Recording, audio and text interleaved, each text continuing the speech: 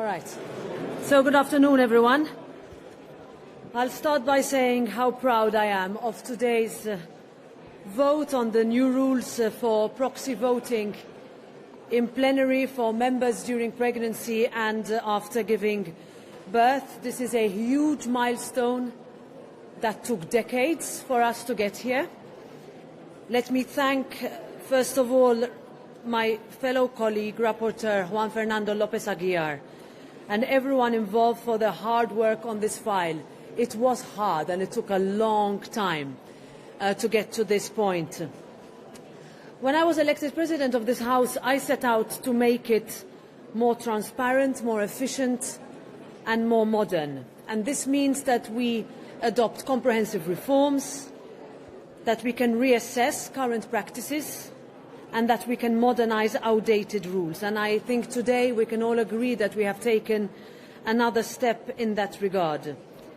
What this vote was about today, and I am happy with more than 600 members who have supported it, is that we remove impediments that are currently in place that prevent pregnant members from voting. And with this proposal, we're doing just that. It means a targeted change to the EU Electoral Act that would give our members, either who are pregnant or who have just had a baby, the option to delegate their vote if they choose to do so. The overarching principle that I would say cuts across this whole House is that Europe needs more women in politics.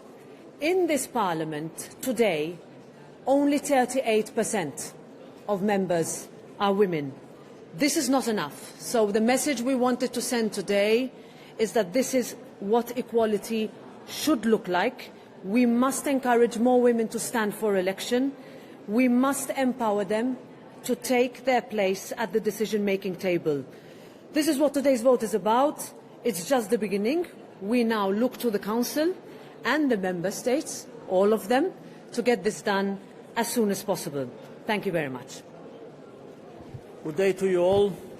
The Constitutional Affairs Committee is the one in charge of the European Electoral Act, and I happen to be the rapporteur for the latest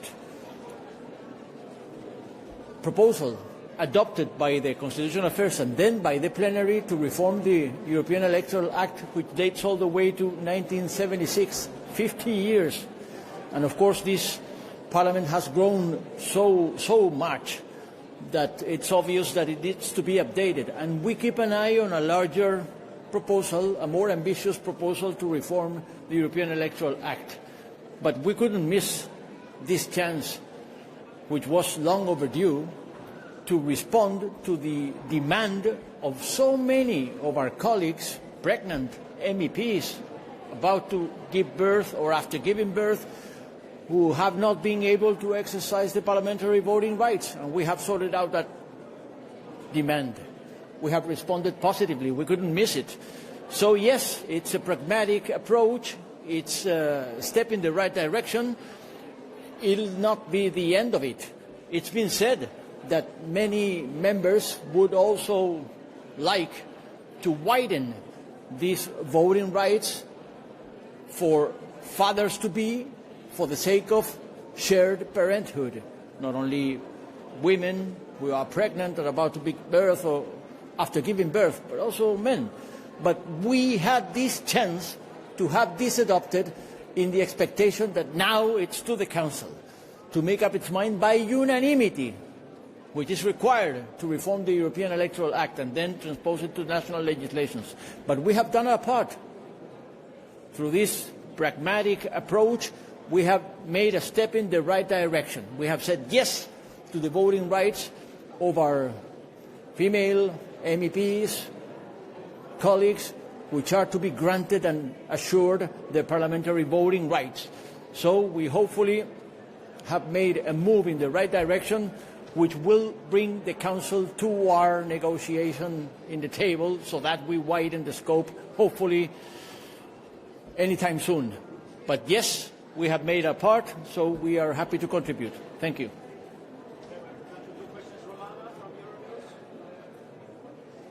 Hi, Hello, Romana Mongo for Euronews. I have a question because the European Parliament adopted a work-life balance directive last mandate that would include parental leave.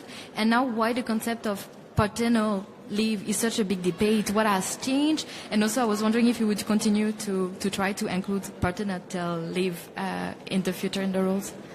Thank you very much. So thanks a lot, Romana. This was indeed a debate, and we had to find first of all, a political but also legal solution to how we can introduce proxy voting, which does not exist up to today. And the one landing zone that we found, and you heard it from all the colleagues who took the floor, that this is a first great step, is that we need to make sure that if you are physically impeded from travelling to Strasbourg or to Brussels to vote, then you should not lose that right. It is also important to note that we are not talking about leave, because a member of the European Parliament is a function, not a job. And we had to legally find that, square it with a very targeted amendment to the electoral law that will now, can I remind you, also mean that will have to be ratified in each and every national parliament, including where there are two chambers, by both. So we have a lot of work to do. So of course we have many other instruments adopted. We are always ambitious, as Juan Fernando said, in terms of what we look at when we look at the electoral law. I'm the one who actually brings this also to the European Council. But I can also tell you that I know what I'm talking about, because I was in a situation when I was pregnant and had just given birth and could not vote for candidates for the President of the European Parliament because I could not travel to Strasbourg. And this is what I missed as a right that I had and that I had lost. When colleagues, around 60 of us, came together at the beginning of this mandate and we said, let's try to fix this, I think we would have been amiss not to do that with our amendments today. I would like to add that this European Parliament is bound, just like any other EU institutions, by EU founding principles: equality before the law, equality between men and women alike, and the fight against all discrimination. That's a binding principle. And of course, this European Parliament should respond to that demand that has been sustained throughout time over the years by so many of our colleagues, which were prevented to travel and make it to Brussels or Strasbourg and exerting their voting rights in a situation of pregnancy or giving birth. So certainly it was an urgency. We couldn't miss it. And we have tried our best in order to respond positively to that demand, which is actual and present in the composition of the European Parliament. There are women, members of the European Parliament, which are expecting her child. So they should be granted a positive response, and we have. Will you try again in the future to... This is where we are now. For sure, for sure. Let's see.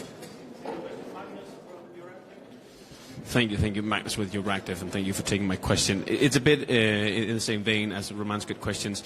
You have recently helped pass a legislation on paternity leave in general, which clearly stipulates that you can't discriminate between parents. You want to equal the scales between both mother and father, or co-parents in any case. While I appreciate that is labor law, this isn't.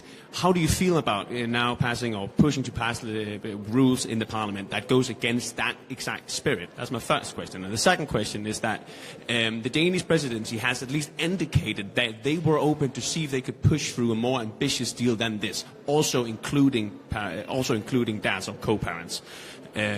So again, what is your response? Thank you. So, yeah, I can tell you, again, this is not leave.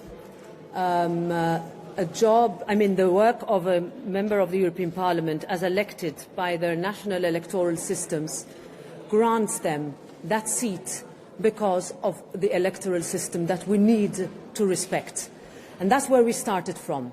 A couple of years ago, when we saw how we could square this in a situation where we could not vote remotely, we could not have temporary replacements, because some electoral systems allow for you to be replaced and some forbid it.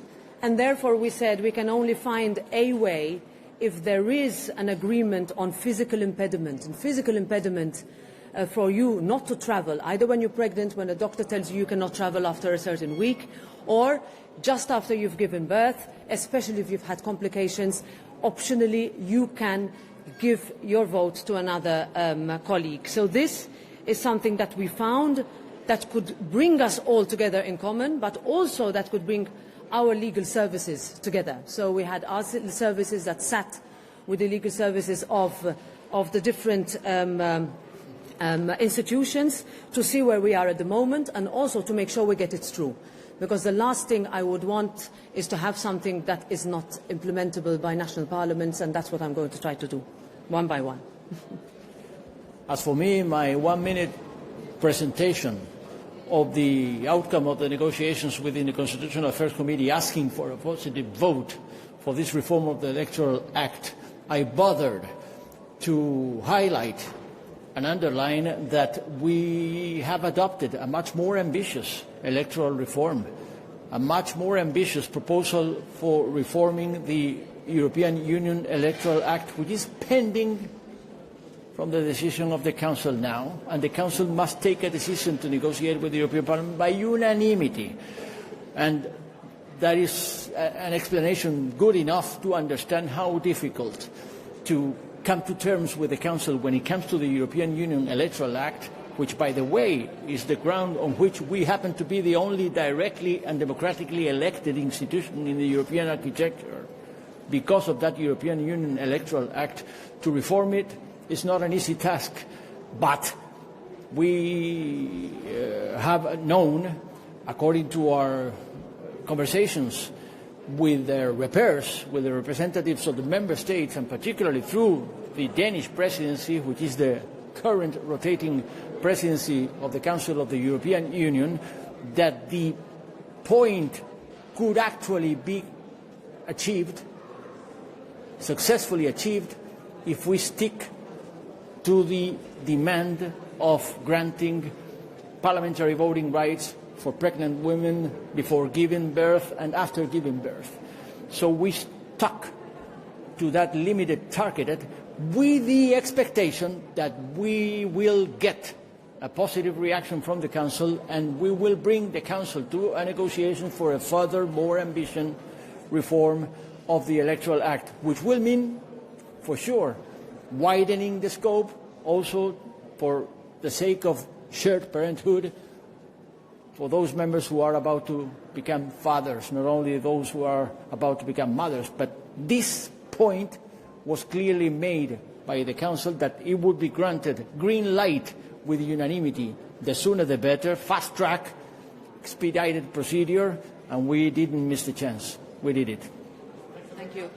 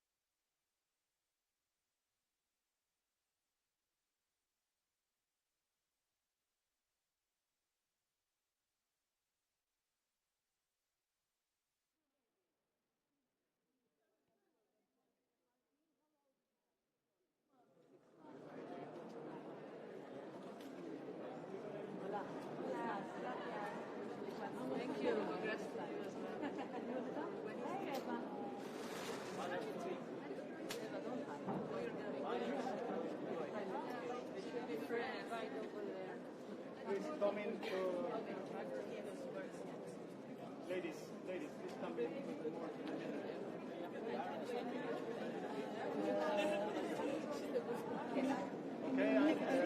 Okay, and now you have everyone? Yes, I'm here.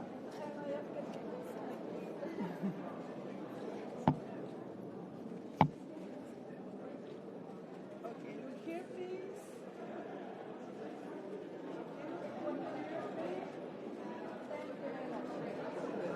Thank you. Thank you.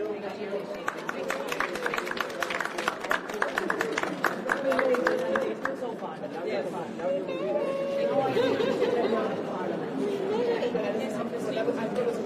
Yes, Gracias.